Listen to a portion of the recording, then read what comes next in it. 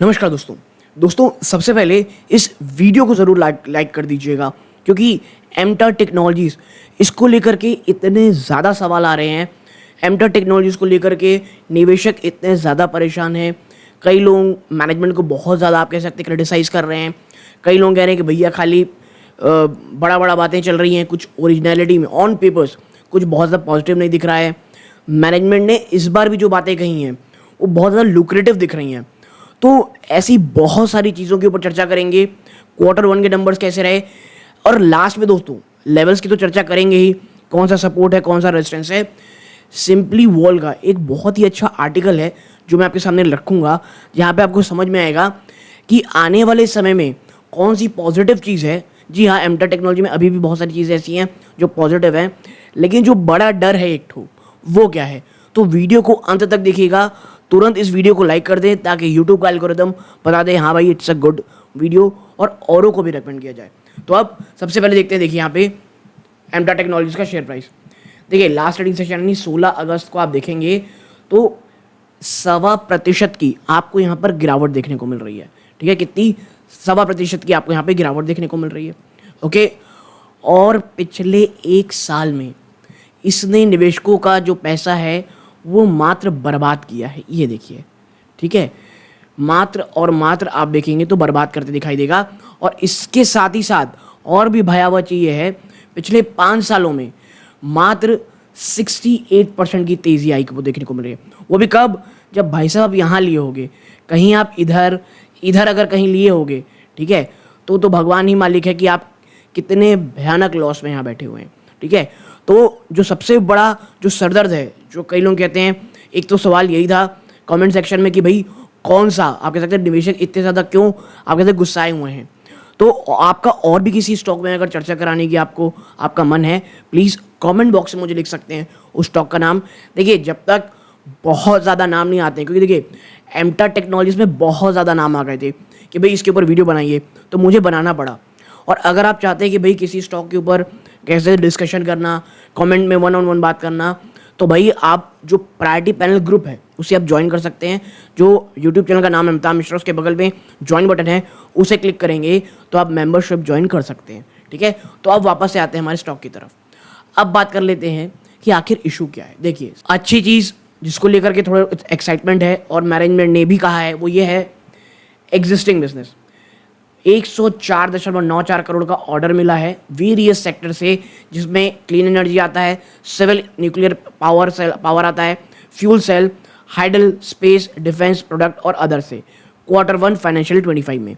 तो ये पॉजिटिव लग रहा है निवेशकों को। इसके साथ ही साथ एक्सपोर्ट्स के ऑर्डर मिले हैं 16.73 मिलियन US डॉलर के, लगभग 140 करोड़ रुपए का। कब? 7 अगस्त 24 इन क्लीन एनर्जी, यानी 7 अगस्त को एक बहुत बड़ा ऑर्डर इस कंपनी ने पाया है। ये भी बहुत ज़्यादा निवेशक खुश हो रहे हैं कि it's a good thing. And now fuel cell vertical of $9.10 million, जो कि फाइनेंशियल 24 से 25 तक ये एग्जीक्यूट होगा। ठीक है, and balance order will dispatch Q1 financial 25 to 26। और एक लॉन्ग टर्म एग्रीमेंट भी मिला है दोस्तों इजरायली एरोस्पेस इंडस्ट्री से, जो पोटेंशियल ऑर्डर लगभग 90 मिलियन से लेकर के $120 मिलियन का होगा, जो आने वाले 15 सालों में एग्जीक्यूट किया जाएगा। देखिए अब ये दो तरह की बातें यहाँ पे हो रही हैं। मैं दुष्यंत की तरह साउंड कर रहा हूँ, बट ओके, यहाँ दो तरह की चीज़ें हो रही हैं कि विजन जो आपको आने वाले समय में ये चीज़ें ठीक हैं, लेकिन प्रॉब्लम यही है कि ये पिछले काफ़ी समय से जो भी फॉरकास्ट दिए जा रहे हैं, जो भी आप कह सकते हैं आने वाले समय में हम इतने अच्छे से बढ़ेंगे, इतने परसेंटेज से बढ़ेंगे, बात कहे जा रहे हैं, वो ये कभी फुलफिल नहीं कर पाए। स्पेशली जो पिछला फाइनेंशियल ईयर गया है वो तो डिजास्टर्स गया है इस कंपनी के लिए, और मैनेजमेंट आज भी आकर के यही बात कह रही है। ओके, अब जो डाइवर्सिफाइड ऑर्डर बुक है दोस्तों, जो 30 जून के 2024 तक आप देखेंगे, जो लगभग 894 करोड़ की रही है, सबसे बड़ा जो ऑर्डर बुक यहाँ दिखेगा वो क्लीन एनर्जी से दिखेगा, जो कहाँ का है, फ्यूल सेल, हाइडल और अदर से। उसके बाद सबसे बड़ा है क्लीन एनर्जी का ही सिविल वॉर, न्यूक्लियर वॉर। तो भाई साहब न्यूक्लियर वॉर कह रहा हूँ, पावर है वो। तो ओवरऑल क्लीन एनर्जी से बहुत अच्छा बिजनेस मिल रहा है। ठीक है, जो डिफेंस नेक्स्ट बिग थिंग है वो 6.9% दे रहा है, और आप देखिए जो 18.3% वो स्पेस से दे रहा है। तो वर्टिकल अच्छे हैं, जो क्लीन एनर्जी हो गया, स्पेस हो गया, इसरो के साथ भी बहुत सारी बातें कर रही है। क्योंकि देखिए ये वही कंपनी है एमटा टेक्नोलॉजीज जो आप कहते थे मून मिशन में बहुत उपयोगी की थी और वहाँ से बहुत ज़्यादा लाइमलाइट में आई थी। तो ये तमाम चीज़ अच्छी दिख रही हैं और मैं हमेशा कहता हूँ देखिए एज अ रिटेल इन्वेस्टर आप हमेशा स्केप्टिकल रहिए, चाहे मैनेजमेंट में बहुत सारी बातें कर रही हूँ। मैं इसीलिए हमेशा कहता हूँ आपके और मेरे पास कोई और हथियार है ही नहीं। देखिए हम कोई मैनेजमेंट में तो है नहीं, जो हम पढ़ रहे हैं, जो हम देख रहे हैं उसी से बात कर पाएंगे। यहाँ पर भी जो इन्फॉर्मेशन है उसी के अनुसार आ रहे हैं। बट मेरा जो रूल रहता है वो एक ही रहता है, थोड़ा सा ना स्केप्टिकल इन्वेस्टर बनिए। जब स्टॉक बहुत ज़्यादा तेज चल रहा हो उस समय थोड़ा सा सहम जाइए, थोड़ा बहुत प्रॉफिट बुक कर लीजिए। लेकिन जब स्टॉक इस प्रकार गिरावट दिखा रहा हो और थोड़ा सा रिस्क फैक्टर हाई है तो उसमें धीरे धीरे एक्यूमुलेट कीजिए। पर्सनली मैं आपको बताऊं, मेरे पास एमडा टेक्नोलॉजीज अभी भी मेरे पास है डिस्क्लोजर के रूप में, लेकिन जिस लेवल में अभी वो ट्रेड कर रहा है ना उसी के आसपास है। तो मैं कोई बहुत ज़्यादा लॉस में नहीं हूँ ना बहुत ज़्यादा प्रॉफिट में हूँ। अप्रॉक्सीमेटली लॉस में होऊंगा लेकिन कोई बहुत ज़्यादा नहीं। मेरे ख्याल 2-3% का ये भी लॉस होगा मुझे, ठीक है।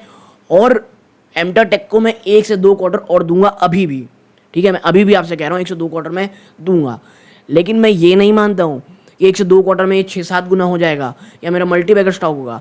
अभी तो इसे 2-3 क्वार्टर में ये साबित ही करना पड़ेगा कि भाई जो हम कह रहे हैं वो कर पाएंगे कि नहीं। और मैं आपको बता दूं जो क्वार्टर सेकंड आने वाला है वो और जो क्वार्टर 3 आने वाला है ये बहुत ही ज़्यादा निर्णायक होने वाला है। क्योंकि बात अब सिर्फ नंबर्स की नहीं रह गई है, बात मैनेजमेंट की क्रेडिबिलिटी की रह गई है। और एक बार क्रेडिबिलिटी चली गई तो भाई there is no coming back, ठीक है। तो ये चीज़ ध्यान में रखिएगा।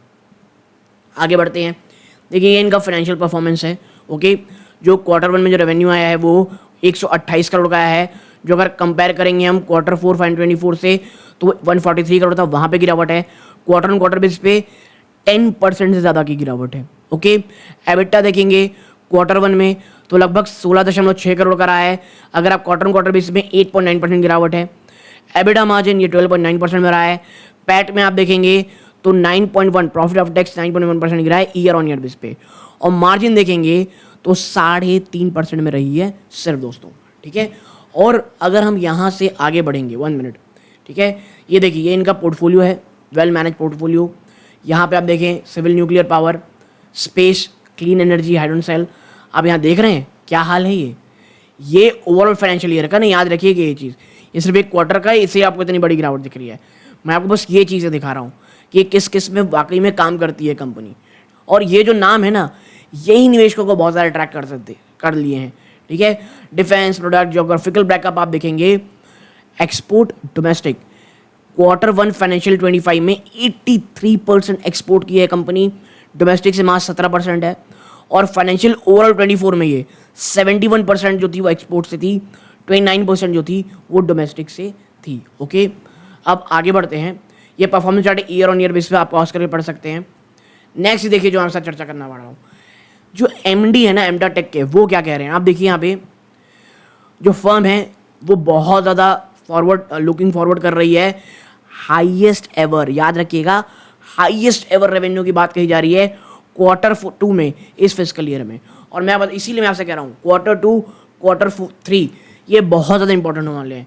आप हाईएस्ट एवर कह करके अगर आप वापस से वो कहते हैं ना कि वर्ड फुस्की, वो अगर आप निकल गए तो फिर ये बहुत ज़्यादा डेडली होने वाला है, ठीक है। और इसके साथ ही साथ जो एग्जीक्यूशन है जो सेकेंड हाफ में वो बहुत ज़्यादा स्ट्रॉन्गर रहने वाला है फर्स्ट हाफ से, ओके। और यानी कि ये भी कह रहे हैं कि सेकेंड हाफ बाद आपका जो सेकेंड हाफ आएगा, ये तो देखिए क्वार्टर 2 फर्स्ट हाफ हो गया, क्वार्टर 3 क्वार्टर 4 सेकेंड हाफ हो गया, तो जो सेकेंड हाफ होगा वो फर्स्ट हाफ से बहुत अच्छा होगा। इसके साथ ही साथ there will be a progressive improvement in margin starting from quarter 2। और अब ये कह रहे हैं कि भाई साहब क्वार्टर 2 से आपको शानदार मार्जिन देखने को मिलेंगे। कंपनी ने इन्हें यही कह रहे हैं भाई ये बहुत अच्छा 140 करोड़ का जो इनको एनर्जी सेगमेंट में मिला है, जो हमने थोड़ी देर पहले बताया अवार्ड मिला है। And we are expecting more order in clean energy that shall be executed in this fiscal year itself. एक और इंपॉर्टेंट पॉइंट कि भैया हमको जो ऑर्डर इस बार मिलेंगे ना, जो हम बात करें क्लीन एनर्जी में, वो इसी साल एग्जीक्यूट होंगे, तो उनका जो रेवेन्यू शायद इसी साल आपको देखने को मिल जाए। और फर्दर ये कह रहे हैं there will be a significant inflow order from oil and gas and other sector. इसके साथ ही साथ जो सेकेंड हाफ में ऑयल और गैस से भी एक बहुत ही शानदार ऑर्डर आपको मिलने वाला है, ओके। तो अब आगे बढ़ते हैं। देखिए यहाँ पे अब एम्टा टेक को लेकर के आखिरी शब्द क्या है, तो देखिए आप यहाँ पाएंगे टेकिंग इंडिया, ये सिंपली वॉल का ये आर्टिकल है, taking into account at the latest result, जो कंसेंसस देखने को मिल रहा है, जो फॉरकास्ट किया जा रहा है दोस्तों एम्टा टेक्नोलॉजीज को लेकर के, solitary analyst is for revenue of 7.60 billion rupees in 25, कि भाई 2025 तक ना हम 760 करोड़ रुपीस का बिजनेस करेंगे, ठीक है। या इसके साथ ही साथ, और ये क्या रिफ्लेक्ट करता है, 38% का इंक्रीज किस में, इंप्रूवमेंट रेवेन्यू में कंपेयर टू 12 मंथ के, और जो पर शेयर अर्निंग है ये 118% जंप हो सकती है 28.5 रुपये में, ठीक है। इसके साथ ही साथ मैं आपको एक चीज़ बता दूं, the analyst had been forecasting revenue of कितना 7.31 बिलियन रुपीस का फॉरकास्ट कर रहे हैं, एंड जो ईपीएस है वो 29 रुपये 10 पैसे की 2025 में।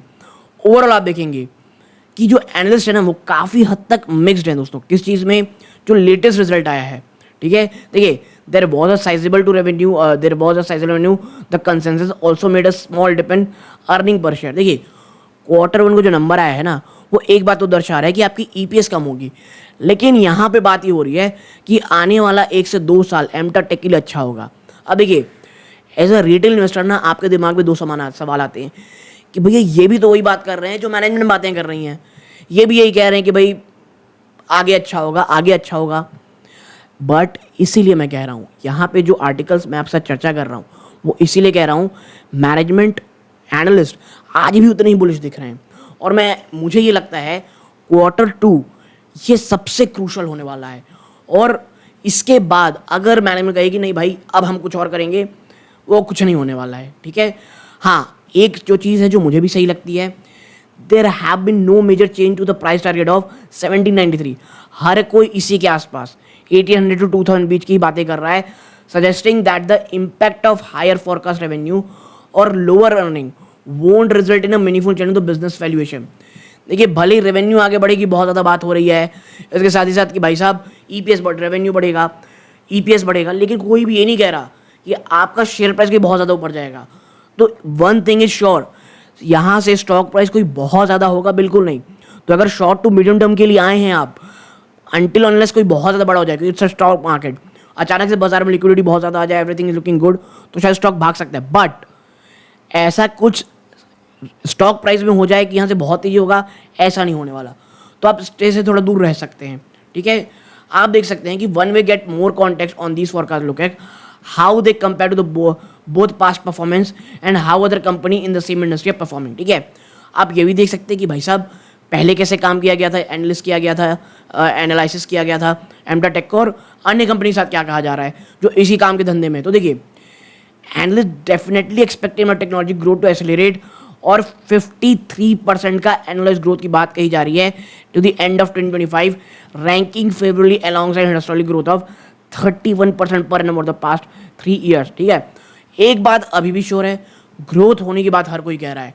इसके साथ ही साथ अगर अन्य कंपनी की बात करें जो इसी इंडस्ट्री में है, are forecasting growth revenue of 14%, ठीक है, annually factoring in the forecast acceleration revenue, it's pretty clear that Amta Tech is expecting to grow much faster than industry। एक चीज़ श्योर है, इंडस्ट्री से तो तेज चलेगा एम्टा टेक, तो ये चीज़ें एक और आपको पता होनी चाहिए। इसके साथ ही साथ जो सबसे बड़ा कंसर्न है एनालिस्टों का वो ये है, उन्होंने ईपीएस को रिड्यूस कर दिया है, एस्टिमेट सजेस्टिंग दैट बिजनेस आने वाले समय कुछ हेडविंड्स हैं जो एम्टा टेक को थोड़ा बहुत परेशान कर सकते हैं, लेकिन रेवेन्यू एस्टिमेट उन्होंने अपग्रेड किया हुआ है, और वो ये फोरकास्ट कर रहे हैं कि थोड़े से फास्टर बढ़ेंगे दैन इट्स इंडस्ट्री, ठीक है।